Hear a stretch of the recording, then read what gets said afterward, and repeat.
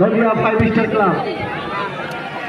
এইখানে প্রথম পুরস্কার 5,000 টাকা নগদ সাথে ট্রফি এবং দ্বিতীয় পুরস্কার 3,000 টাকা এবং সঙ্গে ট্রফি।